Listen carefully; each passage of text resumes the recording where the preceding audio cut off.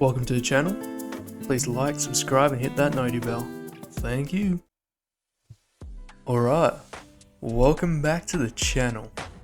Today we're kicking off a brand new NBA 2K26 series, where I take over as the new general manager of the Dallas Mavericks. In a shocking move, before the season even started, the Mavs front office fired Nico Harris. And ownership has handed the keys to me, the new direction, new philosophy, and a whole lot of tough decisions ahead. Let's get into where this team stands, shall we?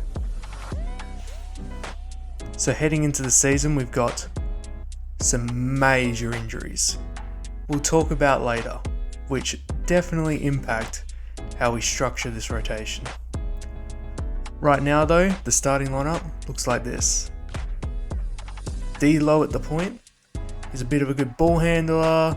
He's no Kyrie, but he gives us a little bit at the point guard position. He does lack a bit of defense though. But where he lacks in defense, our shooting guard definitely makes up for it, and that's Klay Thompson. Even at his latter stages of his career, he's still a very good contributor to a good team. Thompson's going to be paired with a big, young, small forward in Cooper Flag. We don't really know what we're going to get yet, but we are hoping for a real franchise piece in Cooper Flag. We really want to see what we can get out of him here. We're playing him at the small forward, could play a bit of power forward. Our coach definitely likes the idea of the point guard position at times. I'm a little bit more wary of that, seeing as ball handling is one of his weaker aspects to his game. Power forward position, we're looking at Cody Martin at the moment. With this team, I think we lack a bit of shooting with our Flag at the small forward, so we're going to run Cody Martin to start the season. It gives us a bit more shooting, hopefully he can be a bit of a contributor defensively, and that will definitely give us something. And at the center position, Derek Lively II. Big, strong, double-double machine. There's definitely some contention for some minutes at the center position. It's probably going to be shared out pretty evenly. We've got some real strong front court presence. But for right now, I'm feeling Derek Lively at the center position. The bench rotation at the moment is still fluid, and we'll be adjusting minutes every few games depending on performance, fatigue, and our injuries to other players and when they return. For our coaching system, we're sticking with Jason Kidd as the head coach for now. There's still some things I'm worried about with head coach Jason Kidd, especially when it comes to running Cooper Flag at the point and more as a ball handler. I think that's a bit of a misplay, but we're going to give him time and see how his vision comes to pass. Preferred system is a perimeter-centric offense. That means lots of spacing, shooters around the arc, and a heavy dose of pick and roll action. We're going to try to maximize our ball handlers and shooters within this scheme. Now let's talk about some of our injuries. The big one is the Kyrie Irving injury. It's a huge setback with Kyrie Irving being out. He's currently projected to miss the entire season, but there is a tiny chance that he returns right before the playoffs. Realistically, we're planning as if he's done for the year though.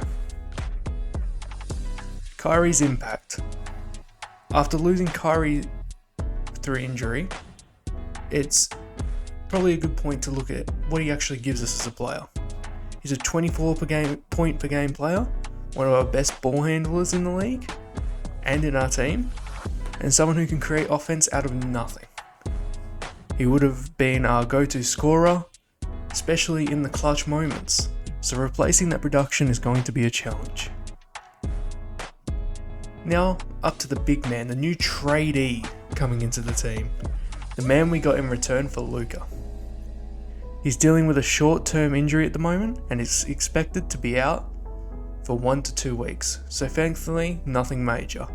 But with his age getting up there, and his injury history, and his size is coming in a little bit heavier this year, injuries could play a factor into this season. When he's healthy, AD is a 24 point per game scorer, an elite rebounder, and still one of the best defenders in the league. But again, now that he's 32 years of age, durability always will be the question with him. Now for one of the more minor players that's out injured, Dante Exum. Exum is also out for 1 to 2 weeks with a minor injury, so should be coming back around the same time as Davis. So the guard depth is a bit thin at the moment to start the year. Exum provides us good defense and another ball handler with some size at the guard position. He can even play a bit at the small forward. Even though he's not someone who fills up the box score, he definitely plays winning basketball, so we want him back in the rotation. Getting into game 1 of the season, the big game, this really sets the tone of the season. Game 1 was a win against the San Antonio Spurs, and the Mavs pick up the win 122 to 116. It was a balanced team effort, nothing crazy statistically, but one person to really point out here is Derek Lively. There was some people that were he wasn't the fan pick to be the center this year, but he stood out for his strong defense with 2 blocks and a double-double. Great way to start the season if you ask me. After simulating a bit, we're 5 games into the season, sitting 4-2. Not amazing, not terrible. We're right in the middle of the conference with being 7th. It's definitely something to be a little bit happy about. We could have been worse with the injuries to our major players. We will take that. But after this 5-game stretch, now we really get to see what this team is made of, because we have the return of Anthony Davis and Dante Exum.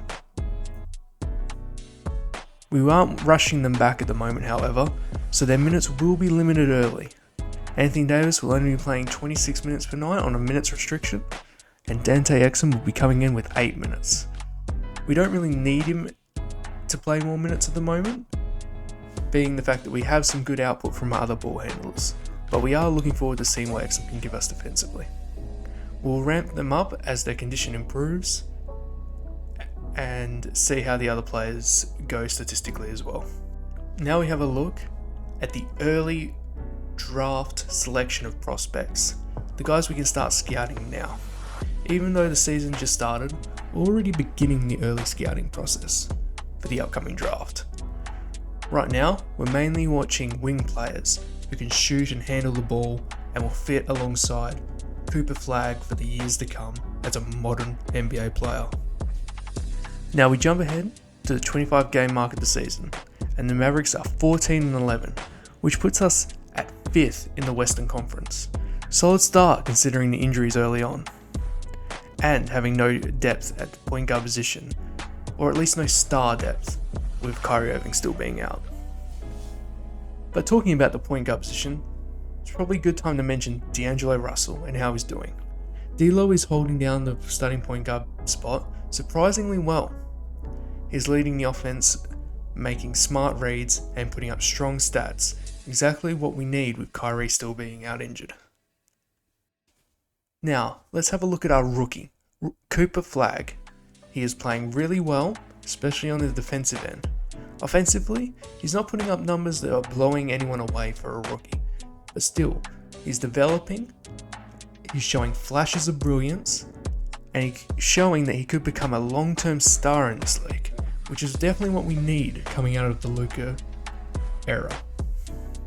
Now let's have a look at Anthony Davis. Despite aging, he is having one of the best statistical seasons of his career so far. That boosts his trade stock, which makes things a little complicated, as we were shopping him around a little bit. Do we keep him now as a second star to Kyrie once he comes back? Or do we explore a big trade down the line that could give us future assets to build around the next generation of Cooper Flagg basketball? It's something we'll need to think about, that's for sure. But finally, I want to show some love to a breakout star on this team. Shout out to Brandon Williams, the breakout player of the year so far for sure. He's averaging 28 points per game if you look at his 30 per 36 minutes, which is a huge production off the bench and gives us another scoring option we did not expect this season. Alright, before we wrap up this episode, let's talk about the biggest decision we might have to make this season. What do we do about Anthony Davis?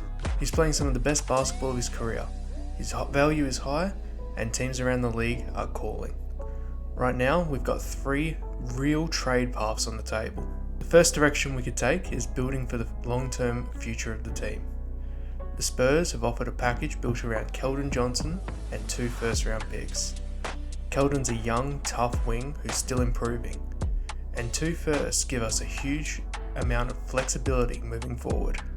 This deal lines up perfectly with developing Cooper Flagg and building around a younger core. The second future-focused deal is from the Detroit Pistons, centered around Jaden Ivey and a first-round pick.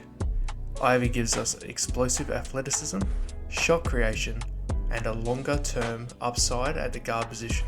Paired up with another pick, and we'd be setting ourselves up with a young and exciting foundation. Both these deals move us forward and move us towards a build on the fly, still competitive but clearly investing in the future of the team. The second option sits right between win now and long-term planning. This deal is centered around Andrew Wiggins plus a 2028 first-round pick. Wiggins gives us proven two-way wing who helps immediately on both ends of the floor. He keeps us competitive in the West right now, but also he's not too old where he can fit into the future timeline of the squad. The only thing to keep in mind is that we'd need to re-sign Wiggins after this season if we go this route.